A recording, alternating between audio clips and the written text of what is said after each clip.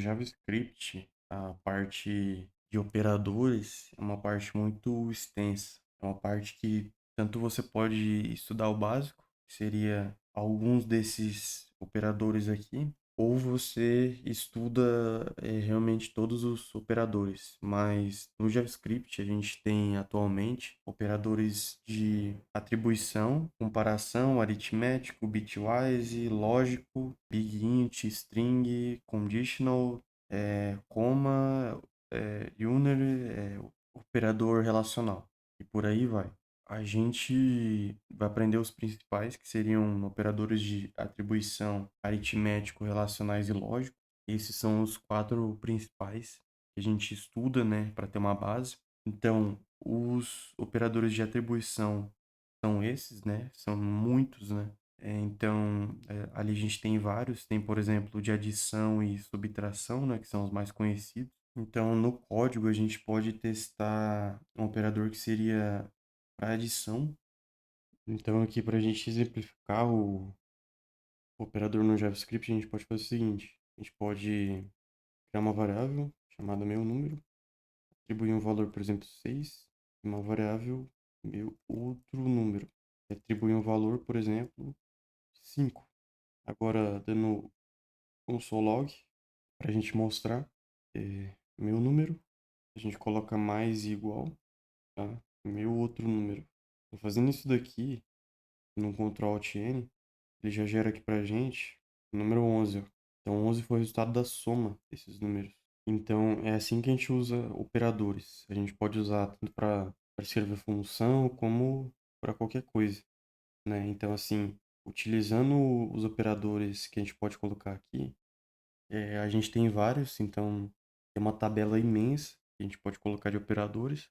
Já os operadores aritméticos, eles são basicamente os mais básicos que a gente conhece, por exemplo, variável A. Vamos chamar uma variável de A só por um exemplo. Não é bom a gente definir letra como variável, mas aqui a gente vai ter um exemplo, por exemplo, de uma variável 5 mais 2. Então, o operador aqui que a gente conhece é o mais, né? Então, assim, é o operador aritmético mais conhecido, né? Então, a gente tem, por exemplo, mais.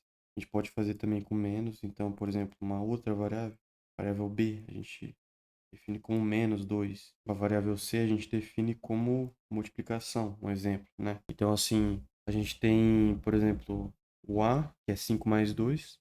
O B, 5 menos 2. O C é 5 vezes 2.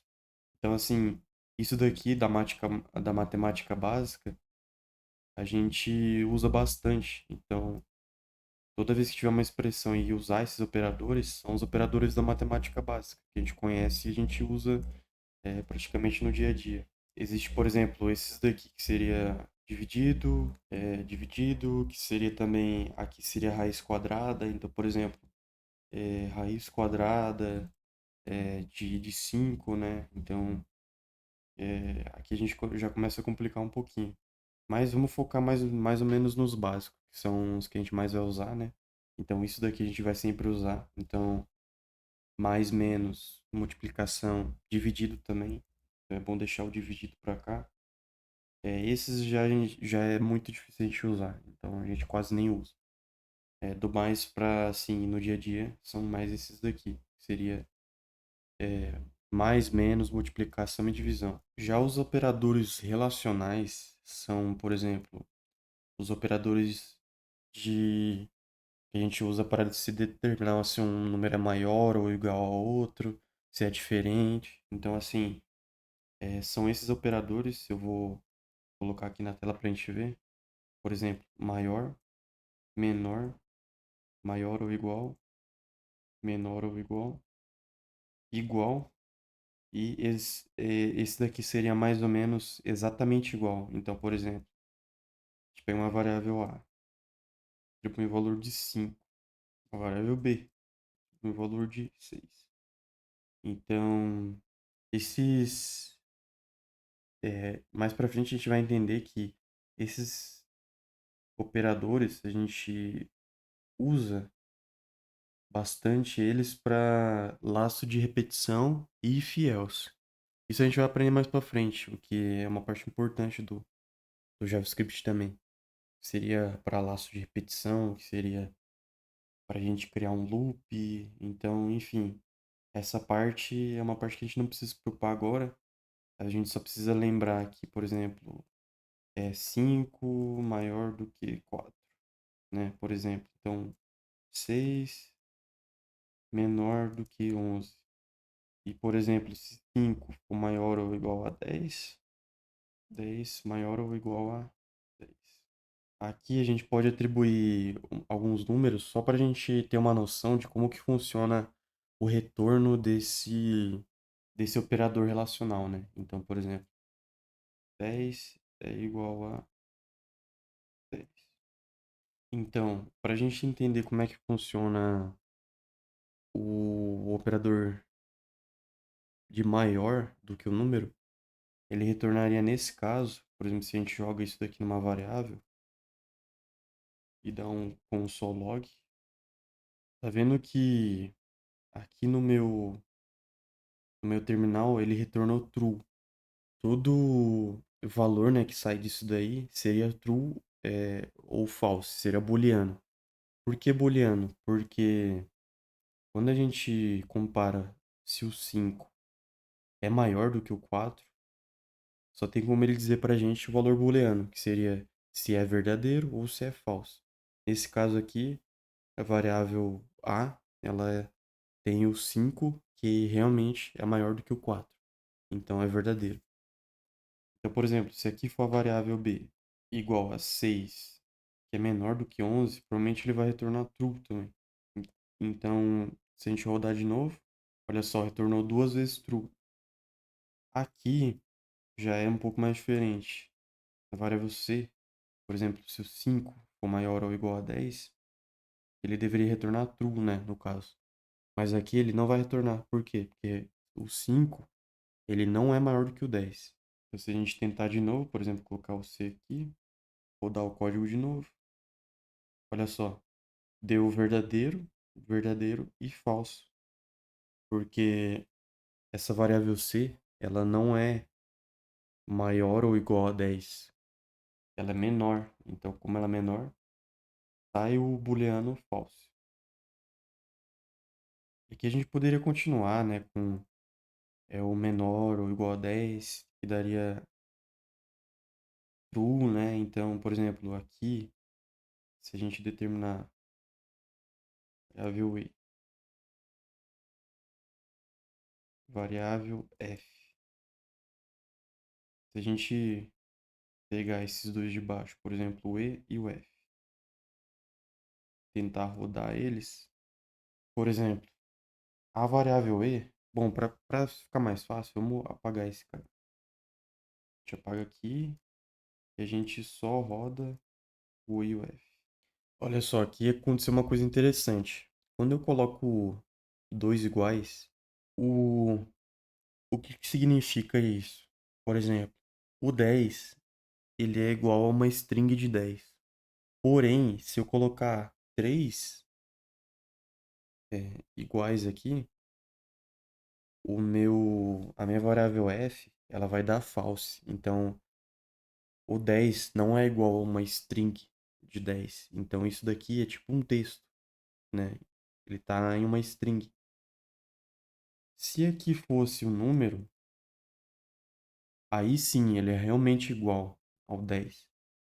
Agora, como aqui está uma string, ele retorna false. Então, vamos fazer o teste. Se a gente colocar 10 aqui, dá um Ctrl Alt N, pronto. Aqui ele já considerou true, né? Na segunda variável. Então, é mais ou menos assim que funciona a lógica de operadores relacionais. Os operadores lógicos a gente usa para basicamente também para fazer laço de repetição, para fazer um if else, que a gente vai ver mais para frente como é que faz. Então, por exemplo, a gente tem o and, o ou, que seria alguma coisa isso ou aquilo, e o not. O and, ele é usado para é você colocar duas coisas. Então, por exemplo, se você espera uma coisa, por exemplo, variável A, variável meu primeiro número. Isso daqui não precisa escrever, não, porque a gente está só exemplificando aqui, né? Então, por exemplo, meu primeiro número. Imagina que isso daqui, esses dois textos aqui, eles são duas variáveis, então, duas variáveis diferentes. O end, né, ele, ele fala, por exemplo, se eu vou pegar isso ou se eu vou pegar aquilo. Então, por exemplo, se passar um dos dois, para mim, já tá valendo. Então, isso aqui é geralmente usado para laço de repetição, para a gente pegar mais de uma coisa. Aqui, a gente pode exemplificar do mesmo jeito. Meu primeiro número, meu segundo número, e aqui já é mais diferente. Aqui eu espero ou um ou o outro. Então, eu não espero os dois, por exemplo. Ou eu espero meu primeiro número, ou eu espero meu segundo número. E aqui seria para eu não esperar o número. Então, por exemplo, o, o not, né, ele é de negação. Então, por exemplo, a gente dificilmente usa ele, né? Mas no caso, a gente não precisa desses aqui por enquanto, né? Que seriam os operadores lógicos. É importante também a gente tomar cuidado com o seguinte, por exemplo, vamos supor um exemplo aqui.